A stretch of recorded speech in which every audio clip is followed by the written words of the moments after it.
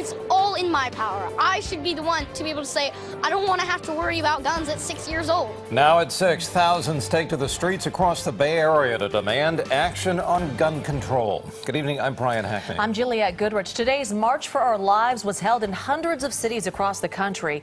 Here in the Bay Area, the largest rally was in San Francisco, where thousands marched with a powerful message to end gun violence. KPIX 5's Jackie Ward is live outside City Hall tonight. Jackie. Juliette, just a few short hours ago, Civic Center Plaza was flooded with tens of thousands of people, led by the voices of the younger generation. They say they are fed up and ready for change. Is enough! Enough is enough! Many activists here blame Washington for a lack of gun control in our country. One person who agrees with them is Senator Dianne Feinstein. As a gun control activist herself, who has been fighting for change for decades, Feinstein said this younger generation is what she hopes will finally make a difference. Young America is stepping up, and they are stepping out, and they are saying never again. Well, there's only one way you can have never again. Is get these weapons of war off the streets and out of the schools. The students I spoke to told me frustration over the lack of gun control is felt in nearly every classroom. These twin girls from Marin said they've participated in lockdown drills since they were 6 years old, something many adults can't fathom. It's all in my power. I should be the one to be able to say, I don't want to have to worry about guns at 6 years old.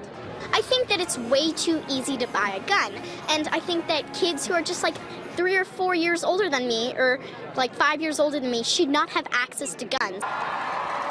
Maya Segal is in the 9th grade and helped choose the speakers, as well as set up the social media accounts for the March for Our Lives San Francisco chapter. She told me that when she was in middle school, lockdown drills were always stressful for her. I was definitely scared. Our lockdown, we had a code for our lockdown drills, and I couldn't remember it. And I was always worried that they would call for a lockdown and I wouldn't know.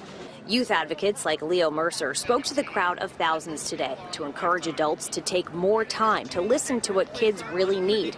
It's something simple as just talking to people, talking to young people. What's going on with you? Oh, this is going on with me. All right, well, let me see how I can support you. Gun control advocates here said the movement against gun violence can't end here. It needs to carry over to the polls. So we need the voting generation, we need millennials, we need baby boomers, we need everybody to vote. We need everybody to vote out NRA-funded politicians because they aren't doing anything, and their silence is leading to the deaths of children. The gun control advocates who spoke here today emphasized the fact that this conversation that happened here needs to continue far beyond today in order for any real progress to happen. From San Francisco City Hall, Jackie Ward, KPIX 5. Jackie, thank you. Well, the march continued down Market Street and ended at the Ferry Building. It wrapped up about an hour ago. Streets in the area have now reopened as well.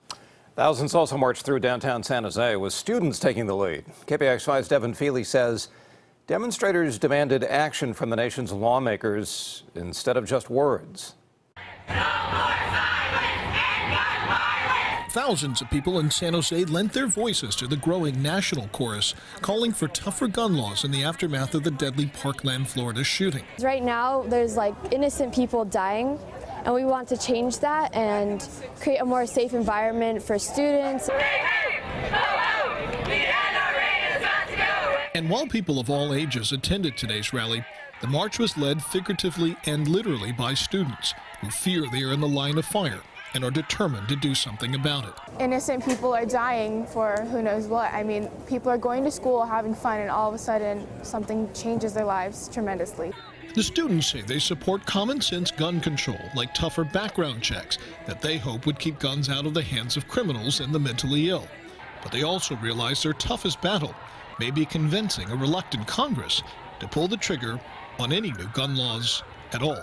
The goal isn't to really just get rid of guns. It's kind of just to make the world a better place by regulating them. All they say is, oh, we're sending our thoughts and prayers, but no big changes are being made, which is the real problem. The challenge, as always, for the marchers is to translate their enthusiasm and their ideas into concrete legislative action. In San Jose, Devin Fehely, KPIX 5.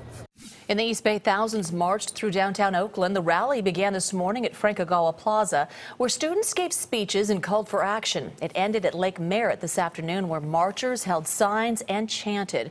Oakland police were out in force, making sure everyone was safe. In San Mateo, people gathered at noon for a rally at Beresford Park. Elementary and high school kids stood alongside adults. The young organizers say they are determined to take a stand on guns. They say otherwise nothing will change and more school shootings are inevitable. I feel like it's time now to act upon this. And we are the students, we are the victims, and we want to feel safer, and we just want to have the government to do something.